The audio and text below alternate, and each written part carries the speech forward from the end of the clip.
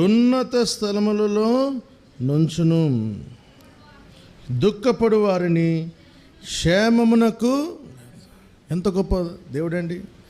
అట్లు దీనులను దేవుడు నిన్ను హెచ్చించాలనుకుంటే, దేవుడు ఏదైనా విషయంలో నిన్ను ఉన్నత స్థలంలో నిన్ను ఉంచాలనుకుంటే, what is your eligibility in the house of God? నీకున్న అర్హత ఏమిటంటే నువ్వు దీనుడిగా ఉండాలి. నీలో దీనత్వం ఉంటే చాలు, దేవుడు నిన్ను హెచ్చిస్తాడు. ఎవరైతే నిన్ను అపహాస్యం చేశారో, ఎవరైతే నిరుత్సాహకరంగా నిన్ను మాట్లాడారో, ఎవరైతే నువ్వు చేయలేవు, నీకు అది రాదు, నువ్వు అది పొందలేవు అని నీతో అన్నారో, వారి ఎదుటే దేవుడు నిన్ను హెచ్చిస్తాడు. ఎలా హెచ్చిస్తాడంటే, వాని సహోదరుల యొక్క సమయలు తైలపు కొమ్మను తీసి దావీదును అభిషేకించాను.